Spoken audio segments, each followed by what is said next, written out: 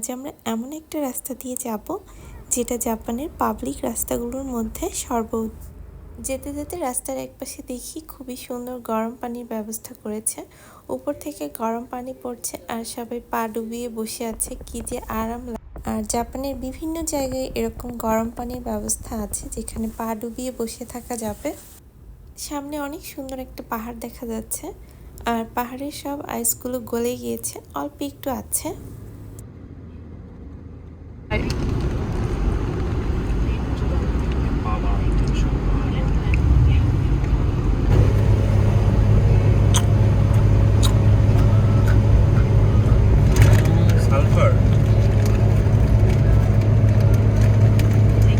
এখানে মানুষ বসবাস করে কিভাবে?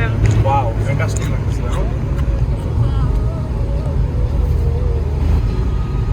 কন্ডাক্টস না? হ্যাঁ, সালফারের গন্ধ আর নিতে পারছি না। রাস্তায় ওঠার সময় 1000 ইয়েনের একটা টোল ছিল, তো সেটা ভিডিওতে দেখাতে পারিনি। তো যাই হোক, এই রাস্তাটি হচ্ছে গুনমা এবং নাগানোর মধ্যবর্তী একটি সুন্দর রাস্তা।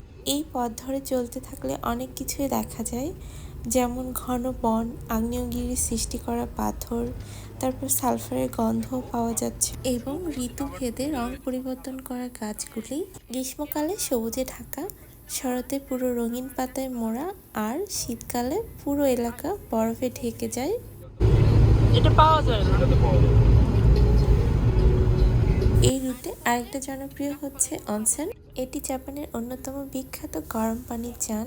এই রুট দিয়ে যাওয়ার পথে কেউ চাইলে সেই গরম পানির চানটা উপভোগ করতে পারে।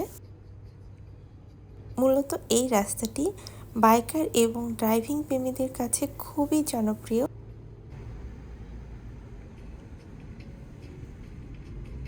ইউকির বাবার এখানে আসার খুব ইচ্ছে ছিল, তো সে কারণেই আসা। আর সে অনেকগুলো ড্রোন শট নিয়েছে, সেটা আমি শেষে দেখাচ্ছি। মানে সবুজের উপরে হচ্ছে তোমার স্নো, এরকম কখনোই দেখিনি আমরা। স্নো যখন থাকবে তখন গাছপালা সব মৃত, এরকম একটা অবস্থা।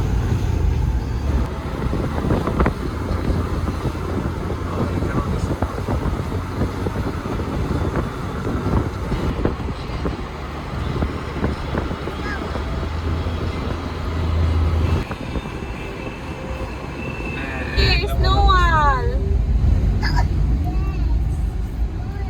স্নোওয়াল, হন্তো কোকো স্নোওয়াল। এই রাস্তাটা উপর থেকে দেখতে খুবই সুন্দর, আঁকাবাঁকা আঁকাবাঁকা, কিন্তু বাস্তবে ক্যামেরা দিয়ে খুব বেশি একটা দেখা যাচ্ছে না। তবে উপর থেকে ড্রোন দিয়ে যে ভিডিওগুলো করেছি আমরা, সেগুলো দেখলে অনেকটাই ধারণা পেয়ে যাবেন। তো সেগুলো আমি শেষে দিয়ে রাখছি। আজ এখান থেকেই বিদায় নিচ্ছি, সবাই ভালো থাকবেন, আবার পরবর্তী ব্লগে দেখা হবে। আল্লাহ হাফিজ।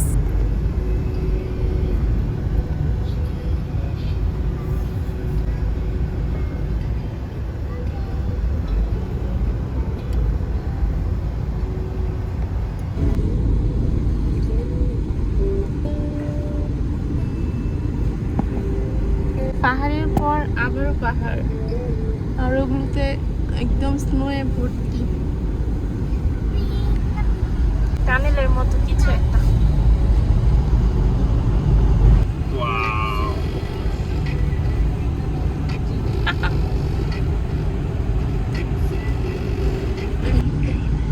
পাইছো? হুম।